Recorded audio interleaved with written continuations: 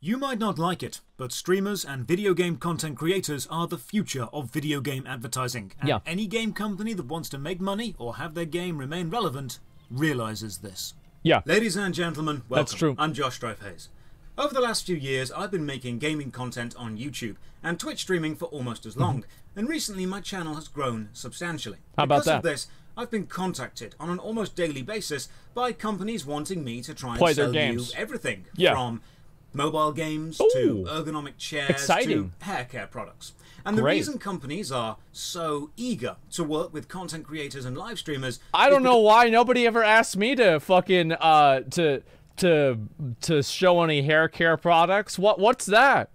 That's weird, dude. I've never had anybody ask me to show off or talk about any hair care products. What the fuck, man? because content creation and live streaming is the future of advertising. Sure is. Especially in the gaming landscape. True. So let's have a quick discussion of the symbiotic relationship between the content creator, the advertiser, and the audience, and how it's being catered to by video game companies. Yeah. Before we begin, a huge shout out to this video's sponsor, you, the Patreon supporters and Twitch subs who keep the Hey, channel how about going. that? More on how you can support at the end. For now, let's begin. For the past few days, I've been playing the New World beta, and Smart. I've been live streaming it on my Twitch streams and finding a few hours here and there to enjoy the game myself off stream. I even made a video on it calling it a slightly above average MMO, which coming from me is quite high praise. This video got quite a bit of feedback from people who passionately hated the game, calling me a paid shill because I praised the graphical ambience and sound design, to people who completely loved the game and called me a talentless hack because I didn't praise the PvP enough or overlook some of the more glaring bugs. Extreme fans of both sides came out to voice a very passionate opinion, and that is what interested me, because as we'll see later... That's the way it goes. If you ever have a measured opinion, it's always better on the internet to have an extreme opinion, because if you have an extreme opinion, one side of the road completely agrees with you, but if you have a middle of the road opinion, hey, you're getting hit coming both ways. This game is specifically built for content creators to excel at it. This video got views and interaction from both sides of an argument, and this is what advertisers and marketing specialists love, because the reach an advert has increases exponentially when multiple demographics start looking at it and start sharing it. So how does this relate to content creators or live streamers? YouTube is the second most visited website in the world, just behind Google, and over 100 billion hours of gaming content was watched in 2020 alone. That's a fucking lot. More people now watch YouTube than traditional television, and live streaming site Twitch has also grown at an incredible rate in the last 5 years. In 2016, people watched Twitch for a total of 292 billion minutes. So far in 2020 alone, they've watched 865 billion, and it's July. On-demand media. People are going crazy with online media, and the reason for that is that whenever you go and you look at a lot of these traditional news like shows, if you actually listen to what they say and you actually talk about what they do, like you look and you analyze the show as like the quality of the show, they're fucking garbage. Like they're terrible shows. They're boring, they're repetitive, everything is predictable. Like, yeah, you have like good episodes, etc. You have great interviews sometimes, but the majority of them are just fucking bad. There's no insight into like news situations. They just bring somebody on that has an agenda to talk about their agenda. Like, who gives a fuck? It's fucking boring. Nobody wants to see that anymore. Yeah, it's like this is how boring and shitty these shows are, is they literally have laugh tracks. They have to tell people when to laugh at the content. It's pathetic. Like Netflix and YouTube has been eclipsing terrestrial TV for several years now. In fact, on-demand media is eclipsing most form of other advertising, from billboards to radio adverts to TV adverts. Because of this, marketing agencies and executives are aiming at YouTubers and Twitch streamers to be the new face of advertising, and there will be absolutely no shortage of people to aim at, because YouTuber or content creator is now one of the most desired childhood jobs. Yes. So here's the problem with that. Is that in the UK and in America, yes, YouTuber and streamer is the top job that every kid wants to be. But you know what the problem is? You know what it is in China? Astronaut and scientist. Like there's some like we're fucking up, man. Like I'm gonna be like something went wrong. something, oh, something went wrong.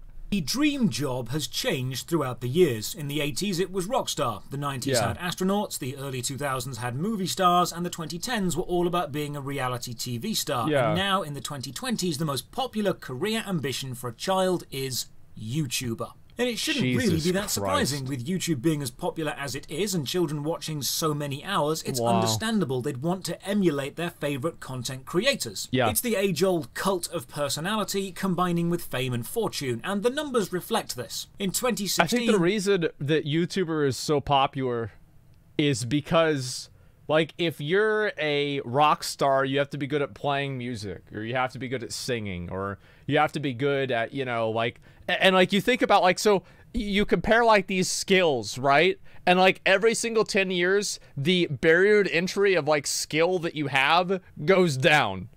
It's like, okay, now, you know, you have, you know, you're a movie star, okay, right? And then you're a, now you're a reality TV star. And it's like, okay, well, you still have to go on set and you have to, you know, do a lot of stuff. And now it's like, all you have to do is turn on your camera in your house. And, like, honestly, you guys don't even know if I'm wearing pants today or not.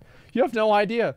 But that's what it is. No need for talent anymore. I feel like, obviously, people that are popular are I think, generally, like, relatively talented, or at least they know what they're doing in one way or another. They think about it. Like, I think a lot about how I want to do my streams, etc. But it's definitely different than, like, you know, spending 20 years learning an instrument. There were around 2.2 million Twitch streamers. Now there are closer to 9.2 million. There's like less of an image of a barrier to entry. And people are on YouTube and on Twitch, but it's not a fair split with the viewer demographic. The top few channels get the majority of the views. True. We can refer to the Pareto principle for the average 80-20 split. 80% of views going to the top 20% of channels. This is highly likely correct. So advertisers want their product to be advertised or played by those top 20% of channels. And this is where the incredible influence of the streamers and content creators can be seen. Video games have insane marketing budgets. In some cases, such as The Witcher 3, the marketing budget is more than the development budget. A good game can only sell well if people know about it, so spending vast sums of money to make sure people do know about it. I've played a number of games that have a larger marketing budget than a development budget. I feel like whenever you play a game like that, you could tell. About it is usually a very good idea. Because of this, marketing companies want to spend the least amount of money for the maximum amount of exposure. Of course. This is where content creators absolutely excel. Yeah. A large content creator playing your game or plugging it in a pre-roll advert can boost sales so much you can sometimes break the game's servers. In some cases, the advertising campaigns can be so successful they become ingrained in our collective consciousness. When I said in the video earlier, but first, a word from our sponsor. How many of you thought of a certain mobile game? If you did, the advertising campaigns they have paid for have clearly worked. Absolutely. Think of some of the breakout success. 100% they have. Like, Raid Shadow Legends. Yeah, that's the most popular one.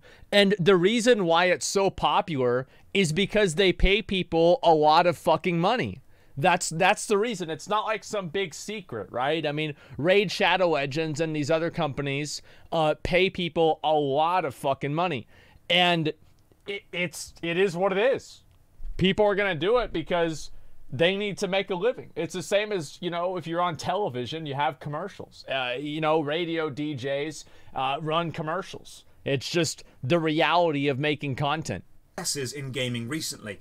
Fall Guys, Among Us, Phasmophobia, Marbles on Stream. These games either spent a large amount of their marketing budget or a large amount of their game design space catering specifically to content creators and live streamers. Because they know if content creators and live streamers play their game, it's highly likely other people will as well. It's almost guaranteed other people will play it if it becomes popular. It's a cycle, and you break into this cycle by catering your game to live streamers. To see the incredible pull and influence a live streamer has on a game's player base, just look at how many people went to play Final Fantasy XIV after Asmongold gave it a go. People follow the creator, no matter what content they choose to create. It is the I think that's true to an extent.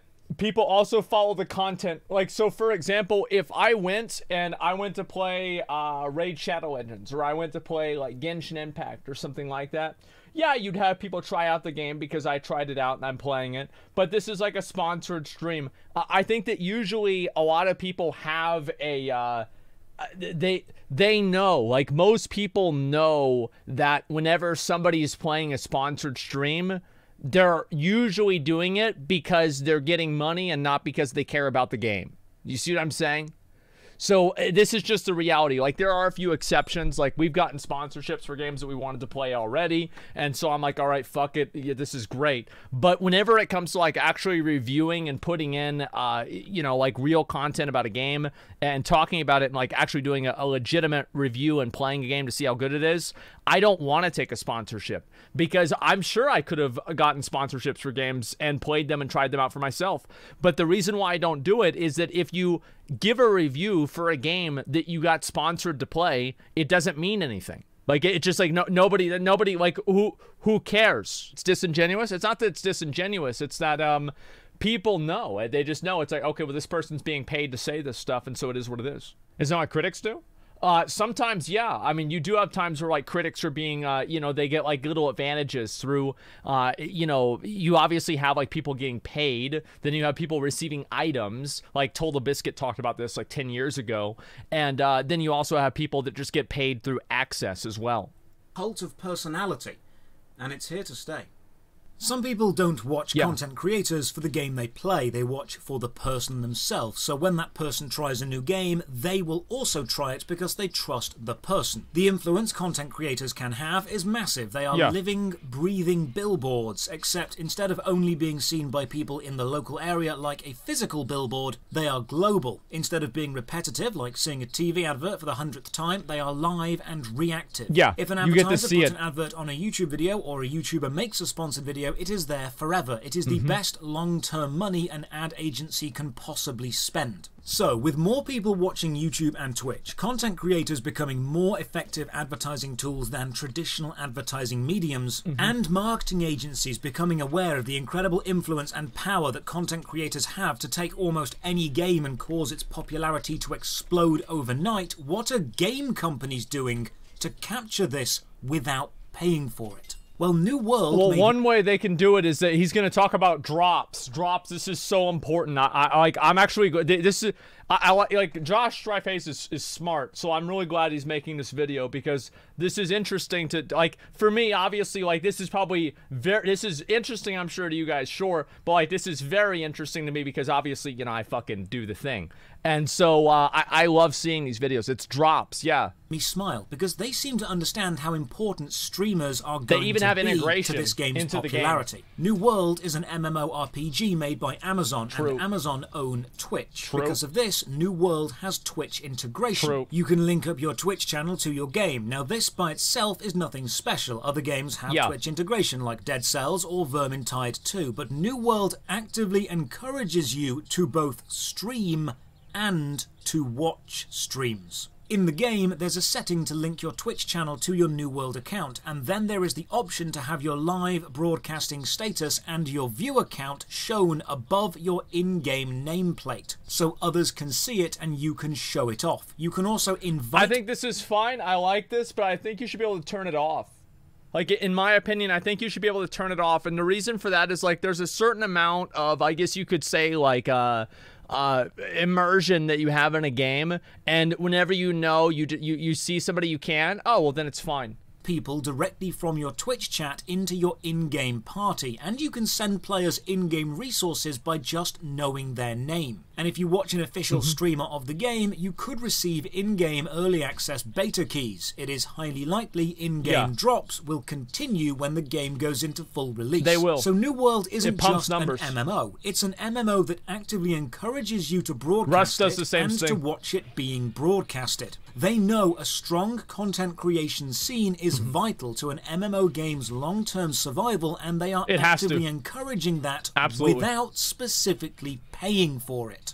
Now, what inspired me to make this whole video and talk about the relationship between content creators and advertisers was a Reddit comment on the New World subreddit.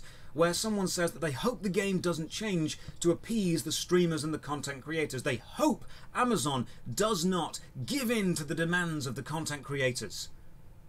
Well, here's the thing. Wait, this is about me? Give in. Of the content creators. I play on Olympus. I'm also part of the company. It's taking over the whole realm. Allow me to use Asmon for example. His perspective on this game has shifted ever since he started getting destroyed by us on every front.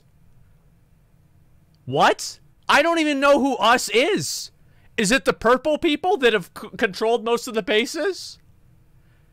You guys know I'm not even in. I'm not even in a guild. Fucking rent free, man. Personal attack. Yeah, it's nuts. And it's so weird to me to see people that like put this kind of stuff on me. And it shifted ever since getting tries. And he's hoping his viewers, not only that, he's boosted to level 50, complained about nearly everything about the game, but putting in minimal effort into the actual game, where he develops to take Asmon's opinion seriously and unpack something that's not broken. Well, I'm so glad. I'm so glad that these people understand what the game is. You know what's really funny about this whenever I see these people talking about this? I bet they're level like 32. They're level like 11, or they're level like 23. For people to say that I don't know what I'm talking about, they're just stupid and delusional. Hope Amazon does not give in to the demands of the content creators. Well, here's the thing. It doesn't need to give in. Yeah. It's built for us. New World is built for content creators to excel at. It's built to be live streamed. It's specifically designed to appeal to that kind of player and that kind of viewer. The game is a content creation machine target.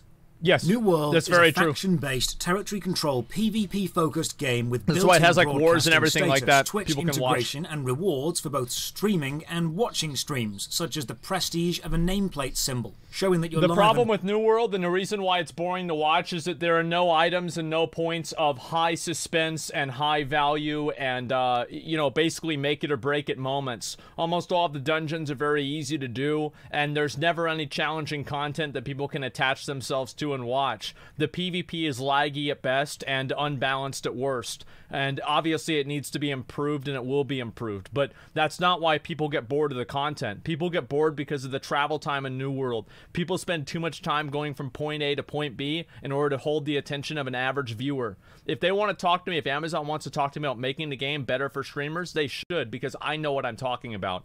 The game is fucking boring for watching on stream. It just is. It is a great second stream game for me to be playing at 12 o'clock at night, sitting there while everybody's cuddled up in their little fucking blankie while their mom brings them chicken nuggets. But if you're talking about actual mainline content, it's not fucking there, because that content just simply does not exist inside of the game. Broadcasting and how many viewers you have, and through watching a broadcast you might get in-game items. The game design also rewards large groups of players and gives them a distinct advantage over smaller groups, and large groups are most often world formed combat, by yes, popular content creators. You effectively have a game designed to be a spectacle. The entire allure of this game is the open-world PvP and the City Siege events. The more people, the grander the event. YouTube videos of massive wars will be posted the day they happen. Twitch streamers will rally armies against other Twitch streamers. People will sit watching the streams to feel part of the community and to get the items. Many will send popular streamers gold or in-game items to feel they are helping the war effort. The game encourages you to join the content creators' army. They absolutely you will be at a disadvantage. 100%. That Reddit comment, the one about not changing the game to suit streamers, made me chuckle, because they don't need to change it. They've been clever. They've built it with content creation in mind. Content creation is, without a doubt, the most effective form of advertising a video We don't have quality. Have. We have quantity. Viewers feel close to the streamer, so they play the same game. They form a community and then become emotionally attached. And forming an emotional attachment to anything is the holy grail of advertising. If you're watching this video on my channel, then that's the power of algorithmic advertising, especially if this video was recommended to you. If you're watching it on a reaction channel, that's the power of the cult of personality. Because you value that person's reaction to this video. If you're leaving an angry comment down below about how this doesn't work on you and you're far above this and you're far too clever to have advertising affect you, then you are interacting with this video, which is actively feeding its interaction metric and pushing it up in the algorithm. And that's one of the amazing things part of the system. about the advertising machine when content creators get involved. Hatred is still positive. And because there are now two aspects to this video, both the content and the content creator, you have twice the amount of things to potentially hate, and advertisers love that. Bro, that's the funniest fucking thing I've ever heard. You have twice as much content to hate. You can hate the content creator, or you can hate the game. But here's the best thing. People that hate both. Let's go back to the idea that forming an emotional attachment is essential in advertising. With a traditional advert like a billboard, there's only one element to it, the billboard itself. And what the advertising agency want you to have is an extreme reaction, either love or hate, or disgust. Because extreme reactions get shared. The worst thing an advert can make you feel... It does. The extreme reaction, it's like, everybody gets mad about the YouTube comments. Like, the YouTube, fucking, what's it called? Thumbnails, where people, like, every YouTube thumbnail... I saw the sign, guys. I saw it. That's why I said hi. You guys didn't get that? Come on. Look, it's like every YouTube thumbnail is like this. Like, what do you, like, who wants to watch a video of somebody like this? Like, what is this? It's like the cover of a fucking Billie Eilish album. Nobody wants to see that. I'll be right back. Like, people want to see some crazy shit.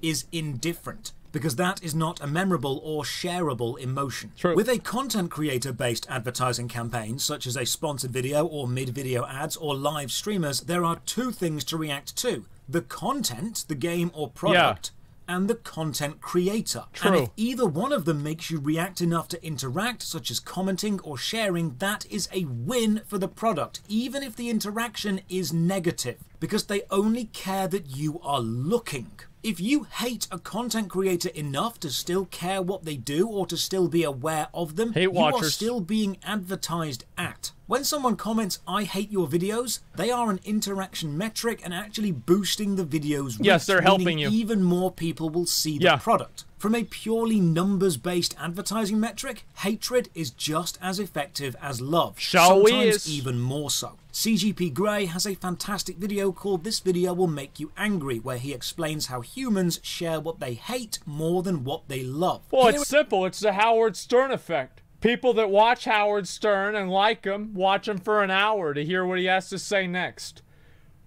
People that hate Howard Stern watch him for 3 hours to hear what he has to say next. That's what it is. That's what people do. Like, no, the hate watchers that people have, and it's the same thing. Like, I know Steven Crowder. No, it's the same as, like, you guys know. Good point. Yeah, no, I'm serious. Like, the hate watchers are the people that spend more time thinking about you and watching you than almost anybody else. They will know every single little thing you did wrong. They will be clipping your stream more than your fucking VIPs. They are going to be ready and watching you for every single little fucking thing. And it's just crazy. It's absolutely fucking nuts. Like, in my opinion, like, yeah, it's like, you guys know, like, if I talk about Hassan or if I talk about, you know, whoever the fuck else, I'll immediately have people that are, like, super fucking opinionated about it and everything like that. It's a brilliant example of how I have personally benefited from outrage culture without actively fueling it. A few days ago, New World streamer Annie Fuchsia was banned for milking a cow. That's what the news report said. In reality, she milked a cow, then a glitch happened unrelated to the cow, and she was banned. But streamer accidentally banned by glitch doesn't make people shocked or angry or get shared. Streamer banned for milking cow has that outrage factor. And then and even at Asmongold was made aware of the situation, and he actually contacted Amazon's New World team and helped get Annie unbanned. In this news report, you can see that not only did I contact the New World team, they said it was a fucking mistake, and I said it on my stream that it was a mistake. Everybody knew it was a fucking mistake. And it doesn't matter, right? They don't publish that part of it because that part of it is boring. Oh, wow, there was a bug in the game and a girl got banned? Who cares? She got banned for milking a cow. Milking a cow. Oh, that sounds vaguely sexual. And it's a girl? Oh my god. Let's run it right now. Video of him talking to her, and while he was they did publish that part of it. It's he at was the bottom. in the middle it's like a of watching one of my videos, which puts my face in front of even more people because of an outrage shared article. That's very convenient, isn't it? Glitch. If this happened to a regular player, no one would know or care, and it wouldn't have generated any interest. But it happened to a content creator, so it got written about and watched by another content creator who was watching a third content creator. And now you know about it, and now it's a meme, and now even more people know about New World. This is the nature and influence of YouTube, Twitch. Isn't it funny that probably one of the best forms of advertising New World has had for this beta is Annie Fuchsia accidentally getting banned for milking a cow? Like, realistically, that's probably better than, like, that bullshit that they paid, like, Josh OG and them to do. Like, yeah, that's nice, but, like, banned for milking a cow, that's what everybody saw. Everybody saw that one. That's the good shit. And the cult of personality that comes with it. Peak content. As I mentioned earlier, this whole video was inspired by a comment on Reddit, the idea that companies shouldn't pander to content creators. And I actually agree, they shouldn't distort their vision or ruin a product just to appeal. But they are absolutely aware of the profound effect content creators have on both the short-term sales and long-term success of a game. And if they're smart, they will build systems into the game that encourage content creators to make content of it. You gotta understand, man, we're MMO players, okay? Like, we're not necessarily, we don't play FPS a lot. You gotta understand, like, we don't play FPS that much. It's not like our thing. Yeah, it's not the thing that we usually do. It's not the game we usually play, okay? Encourage live streamers to live stream it, and they will encourage potential customers to watch all of this. This is the future of advertising video games. And you might hate it, but that's fine, as long as you still share it. Thank you for watching. They sure Another big will. thank you to my supporters on Patreon and Twitch who keep this channel going. You can support from only £1 a month. Check the video description for links to the Patreon, Twitch, Twitter, and Discord. And as always, have a great day. I do want to say, like, yeah, content creators and, like, you know, like streamers, YouTubers, and shit like that. Games cater towards them because they promote the game. It's pretty fucking simple. It's not that complex. I don't think the game should necessarily, you know, always side with the content creator or whatever. But I think that whenever you're siding between somebody who's trying to harass somebody, a content creator, versus not, like, I was talking about, like, reserving names, etc. Like, that's something I agree with. But obviously it is more nuanced than that. And yeah, this is the future of advertising online. It certainly is.